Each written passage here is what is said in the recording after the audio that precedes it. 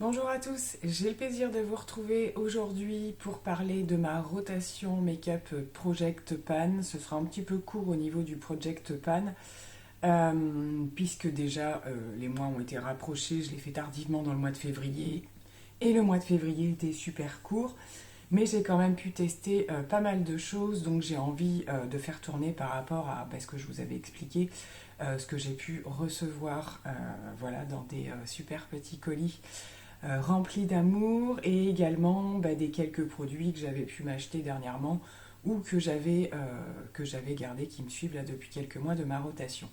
Donc c'est parti, aujourd'hui je vais vous présenter tout d'abord ce qui vient dans ma rotation du mois de mars directement. Je vous garantis pas que ce soit dans l'ordre des choses, mais on va essayer le plus possible.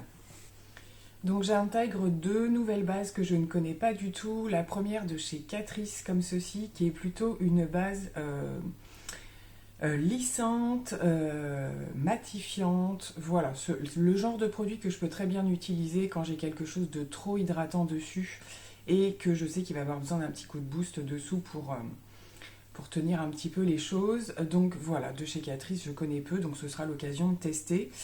Et également, donc là, plutôt dans l'inverse, plutôt hydratante lumineuse, celle de Yves Rocher, qu'il me semble, j'avais testé en échantillon, elle était plutôt pas mal dans l'ensemble.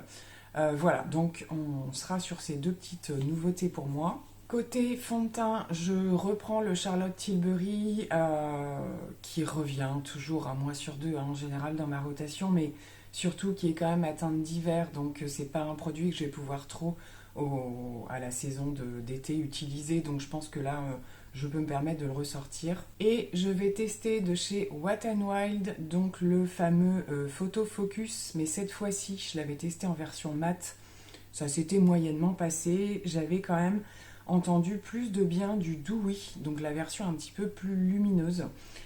Voilà, affaire à suivre. Donc ça, ce sont des produits Wet n Wild. Il en reste quelques-uns dans un des Leclerc dans lesquels je me rends. Il n'y a pas énormément de produits, mais il y en a. Donc pour le coup, je le testerai, histoire d'avoir une version fond de teint hydratant. Côté poudre, je vais tester cette petite chose de chez Max More. Je connais pas du tout les produits de la marque au niveau des poudres, etc. Je crois que même les blushs, j'ai jamais testé. Donc ma fille avait eu le calendrier de l'Avent de Max More, elle l'a eu d'ailleurs il n'y a pas très très longtemps. On a fait des partages parce qu'il y a des choses qu'elle n'utilise pas. Et donc moi pour le coup j'ai testé la poudre compacte qui est complètement blanche, on verra bien. Donc je ne sais pas du tout ce que ça peut donner, affaire à suivre. Et en poudre libre de chez L'Oréal, la Infaillible, qui a une super bonne réputation. Moi j'avais testé celle qui fait un petit peu bleuté. Mais pas du tout sur le visage, c'est la poudre qui est bleutée, je l'avais adorée. En général, ces poudres-là sont d'une extrême finesse.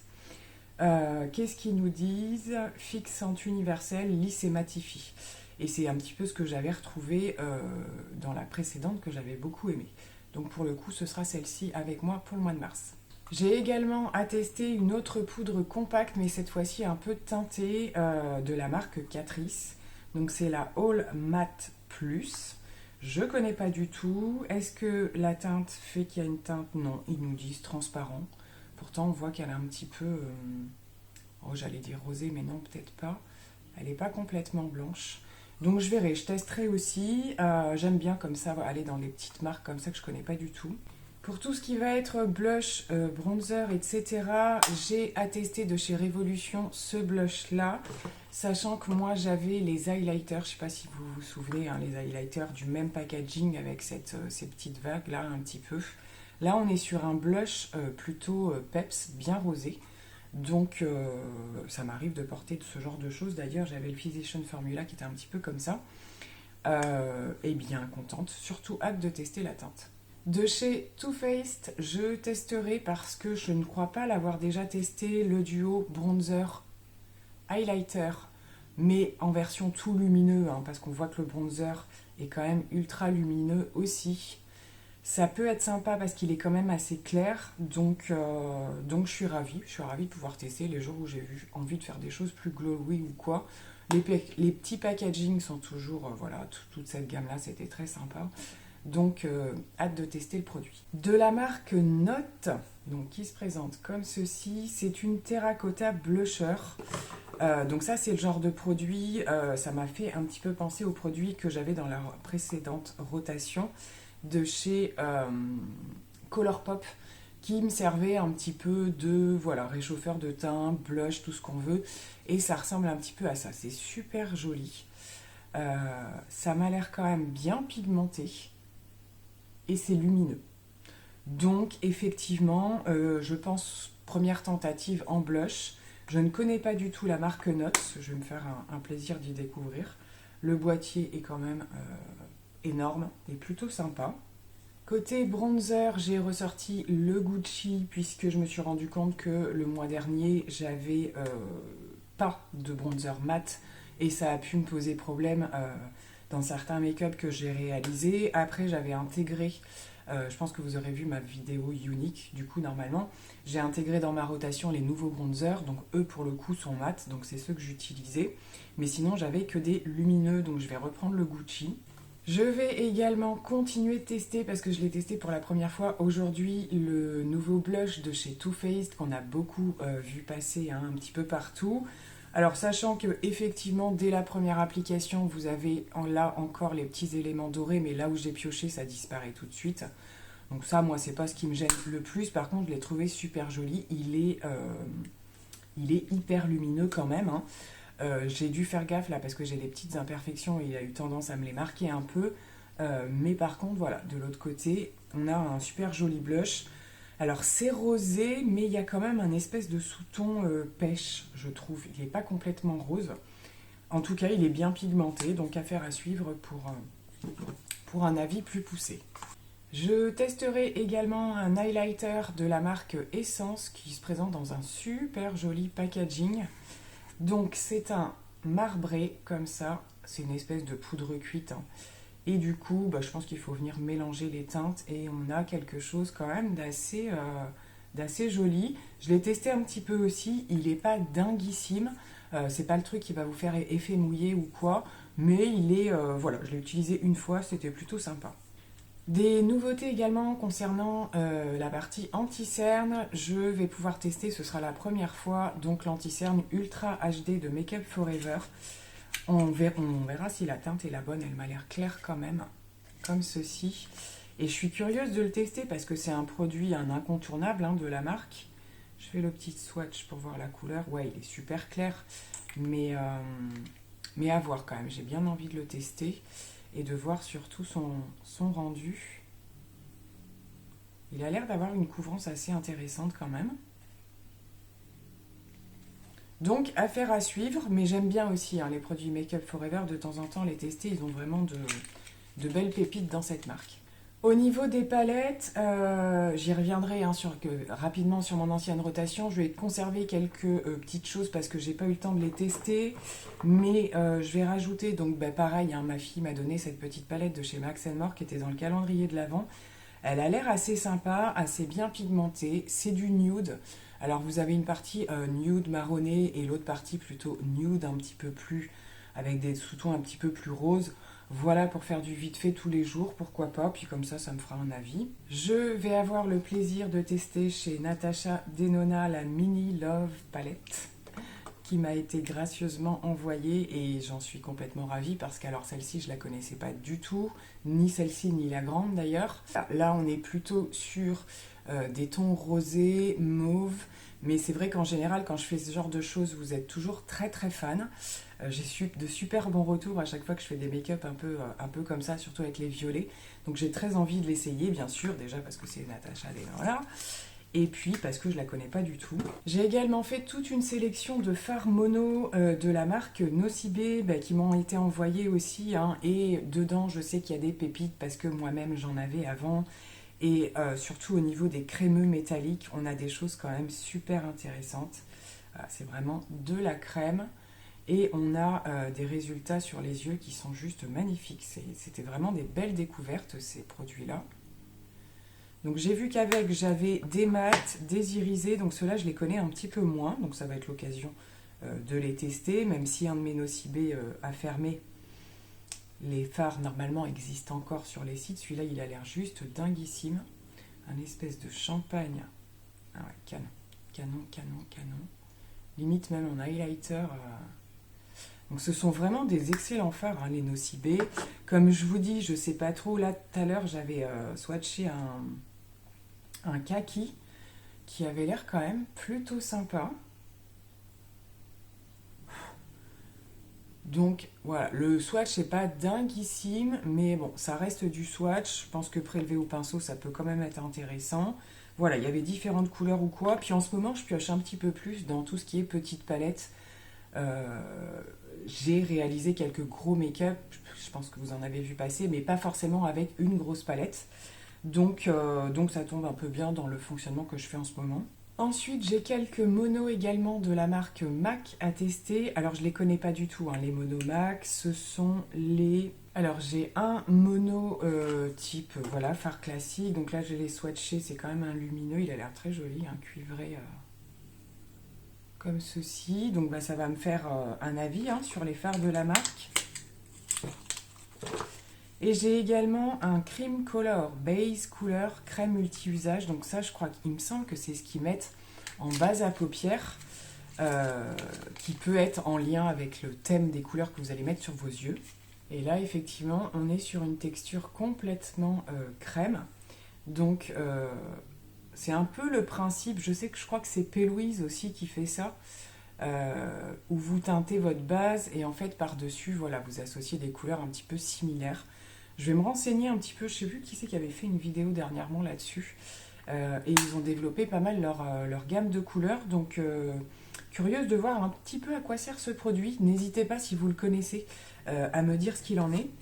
Et pour terminer avec, voilà, fard mono, petite chose, vous allez voir, il n'y a pas beaucoup pour le coup, de palettes. Les fards liquides de Oudark Olivia, donc m'avait offert à mon anniversaire. Je les avais testés qu'une seule fois et j'avais envie de m'y replonger un petit peu. Donc ce sont les petits hein, qui s'emboîtent comme ça. Donc ça, parfait. En tout cas, ils avaient l'air de tenir merveilleusement bien. Et j'avais pareil du calendrier de l'Avent, ce petit fard liquide de chez Max More, mais qui est relativement incroyable. Au niveau du... C'est vraiment un fard qui... pour plumper un make-up de soirée ou quoi, il est hyper... Alors là, bon, faut le temps qu'il sèche, hein, mais vous voyez, c'est un doré, mais un doré chaud, il a des sous-tons orangés, il est vraiment super joli. Ils ont des petites pépites comme ça dans ces marques-là. Autant parfois il y a des gros flops, autant parfois il y a des merveilles. Il y avait également de la marque Max More un petit highlighter liquide qui a l'air assez joli, mais après c'est la façon dont on le travaille et le résultat qui va un peu déterminer ce que ça va donner. Bah, il est joli au swatch, hein. C'est un rosé assez froid. Je ne sais pas si vous allez y voir grand chose, non, vous voyez rien du tout. Voilà, ce qui brille un peu par là, c'est ça. Je m'enlève mes swatchs, j'en ai partout. Donc comme je fais quelques teints crème de temps en temps et que je garde toujours mes produits crème avec moi, ou j'en intègre des nouveaux, je les serrai à l'occasion, pourquoi pas. Donc concernant les produits de rotation du mois dernier que je pense continuer à utiliser, il y a bien sûr les produits que j'ai eus récemment. J'entends par là lorsque je vous ai fait les tests des anti-cernes. Donc pour le coup, j'ai un petit peu plus avancé dans ma progression. Je suis plus attirée par le KVD que j'arrive mieux à travailler, qui m'assèche moins le dessous de l'œil que le Maybelline dont je vais me séparer je pense, qui pour le coup déjà était un petit peu trop clair et qui en plus voilà, est quand même hyper mat et où on a du mal un petit peu à ne pas avoir d'effet de sécheresse dessous. Je garde également les produits de chez NYX, hein, dont je vous ai pareil fait une vidéo, les nouveautés, parce que je les ai pas encore suffisamment testés, donc j'ai envie de continuer. Donc l'anti-cerne également de NYX, que j'aime beaucoup, pareil, que je travaille avec d'autres produits pour voir un petit peu comment il réagit, en fonction de ce qu'il y a à corriger. Voilà, ça reste quand même une texture assez légère, mais il peut parfois suffire. Je vois par exemple justement avec la Super Bébé d'Herborian, franchement une goutte suffit et ça finit le make-up. Donc je vous confirme mon coup de cœur pour cette bébé crème. J'avais eu la question et je ne crois pas y avoir répondu, mais je reprendrai le temps d'aller dans mes commentaires sur la teinte que j'utilise. Donc moi c'est la teinte claire, mais je suis en hésitation pour la prochaine de voir pour la teinte nude pour le coup. Voilà, à voir. Parce que celle-ci, comme vous l'avez vu, elle a un sous-ton neutre à rosé. Alors que de ce que j'ai vu, la nude aurait plutôt un sous-ton un peu jaune. Bon, à voir. Je vais un petit peu plus regarder au niveau des revues parce que c'est d'office, c'est clair que c'est un produit que je vais reprendre. Donc affaire à suivre, mais pour l'instant, je continue de le tester.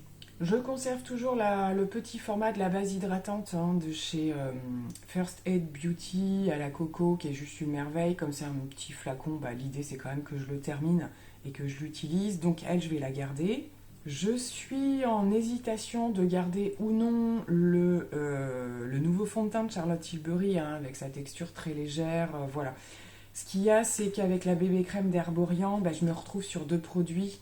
Alors, je dirais pas similaires parce que la bébé crème est beaucoup plus couvrante, mais vers un esprit, voilà, teint léger, lumineux et tout ça.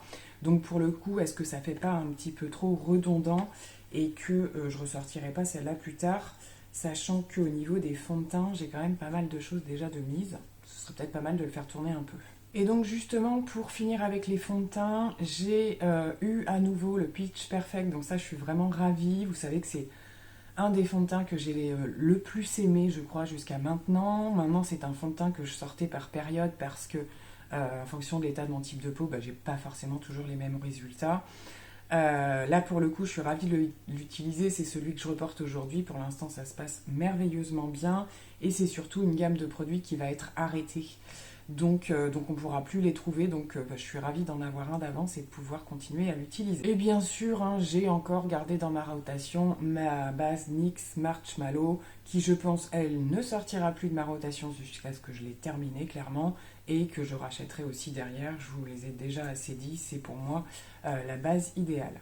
Côté spray fixateur, j'ai gardé le All Nighter parce qu'il me faut toujours un spray matifiant quand même en fonction du type de make-up que je réalise. Donc lui, je vais le garder avec moi. Et j'ai introduit, pareil, celui de chez Max More. Donc le Fixing Spray. Alors, c'est pas la version hydratante ou matifiante ou je sais pas quoi, c'est la version classique. Donc je l'ai serré, je vous en ferai des retours très certainement. Et pour le coup, j'ai celui de NYX. Alors, comme je vous l'ai dit, toujours aussi violent en termes de spray. Par contre, je le trouve plutôt pas mal au niveau du résultat. Je vous avais dit que je vous reparlerai de la poudre de chez By Terry dans la gamme des Compact Expert Dual Powder. Donc c'était cette petite version-là que j'avais eue sur Vinted il y a quelques temps. Que j'apprends à travailler pour plusieurs raisons. Déjà parce qu'au prélèvement, c'est un produit qui est extrêmement poudreux. Une fois qu'il est sur le pinceau et que vous l'appliquez, il n'y a pas du tout de souci de chute ou quoi que ce soit. Mais je pense qu'il faut un certain temps d'adaptation pour trouver les bons pinceaux. Vous pouvez prélever la partie un peu bronzante sans la partie lumineuse, mais quand vous voyez le packaging, c'est un petit peu compliqué. Faire des touches de lumière, c'est un produit qui est intéressant, mais qui mérite un petit peu plus de temps pour être bien connu, donc je vais le garder du coup.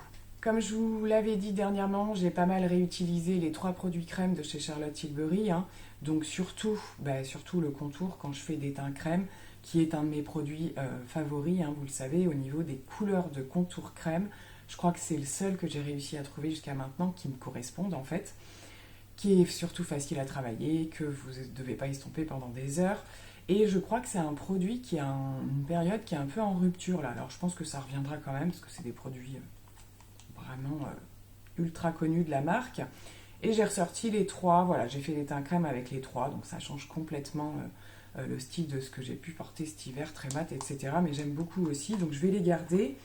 Et comme je vous l'avais dit, les 2 petits produits de chez Rare Beauty aussi, qui me donnent envie de découvrir un petit peu plus la marque. J'ai beaucoup aimé. Je vous le disais, un plus petit bémol pour l'highlighter que je trouve un tout petit peu plus dur à utiliser, mais par contre la couleur est juste magnifique. Donc je pense encore une fois, c'est une histoire d'outils et qu'il faut que je continue mes tests. Et ce blush, voilà, qui est juste dinguissime, que j'adore, qui vous donne un teint éclatant, juste le peps qu'il faut. Enfin vraiment super contente de ces produits. Et je conserve également cet highlighter de Colourpop, qui est une gamme de produits que je ne connaissais pas en highlighter. Pareil, qu'il faut apprendre à travailler. C'est la texture un petit peu, vous savez, vous appuyez, ça fait un petit peu pâte à modeler. Mais alors, on a un résultat d'highlighter juste dinguissime. Clairement, c'est beau, c'est fondant. Côté palette, j'ai à peu près pu tout utiliser au moins une fois, on va dire. Maintenant, il y a quand même des choses qu'il faut que je retire parce que justement, celles qui restent, j'ai quand même envie de vraiment bien les tester. En particulier, la Cutie Palette de chez Nabla, j'ai vraiment pas eu le temps. Euh, voilà, enfin, les seules fois où je m'étais décidée, il a pas fait beau et je trouve que c'est une palette où, voilà, qui appelle le soleil hein, quand même, clairement. Donc là, si, ce mois-ci, je vais la tester. À maintes reprises, j'ai testé la Bobbi Brown, cette petite palette là qui était en édition limitée, c'est juste une merveille. Canon, ça se travaille à merveille, vraiment un vrai bonheur. Donc pour le coup, je vais la laisser pour faire de la place aux autres. Et je vais intégrer cette petite palette de Too Faced qui est arrivée à mon grand bonheur parce que c'est pas une palette, c'est la gamme des palettes en fait où voilà, vous aviez le packaging comme ça un petit peu en fer. Donc ils le font toujours, je crois, dans la gamme des tout ce qui a été gingerbread et tout, mais on retrouve plus en fait, je trouve chez Too Faced ce qu'on avait à cette époque-là des palettes. Donc là, c'est la euh, Chocolate Bonbon, c'est une merveille. Alors elle s'est un petit peu abîmée dans le transport, mais j'ai pu quand même rattraper un petit peu de tout. Et le peu que j'ai testé, mais ça roule quoi. Vous avez quand même un côté avec des teintes un petit peu plus chaudes et un petit peu plus froides par ici, avec des rosés très très sympas. Des grands pannes de fard comme ça pour les transitions, enfin c'est super pratique. Voilà, vraiment je suis ravie d'avoir cette palette, donc elle va rester avec moi. Et comme vous l'avez certainement vu lors de ma dernière vidéo, j'ai pas arrêté d'utiliser la palette neuve de chez Unique, qui n'est pas une nouveauté, mais qui est pour moi une pure merveille et avec laquelle on peut faire des trucs auxquels on ne s'attend pas du tout. Donc c'est celle avec laquelle je me suis maquillée dans ma dernière vidéo. Je pense que je vais la ressortir là parce que j'ai vraiment beaucoup pioché dedans ce mois-ci. J'ai ressorti plutôt pareil hein, dans l'esprit des fards mono, ce genre de choses. Des nouveaux petits fards déjà qui sont arrivés et puis ce genre de petites choses. Donc ça c'est le make-up que je porte aujourd'hui. Ce fard bleu-vert qui se mélange avec vraiment un tas de choses. Ça faisait un petit moment que je ne l'avais pas ressorti, donc là je vais réaliser quelques make-up avec ces ensembles de fards. Et quelques-uns des petits nouveaux qui sont arrivés, donc cette espèce de bleu-gris-vert. Bleu-gris-vert, donc il est lumineux, hein, il a même un petit peu de doré à l'intérieur. Et celui-ci qui est juste magnifique aussi. Donc ce sont tous les fards que j'ai associés ensemble aujourd'hui. Et parfois, ça m'utilise d'utiliser que celui-ci sur la paupière. Donc voilà, je fais des associations aussi pour mes visuels uniques, voilà, les démonstrations, etc.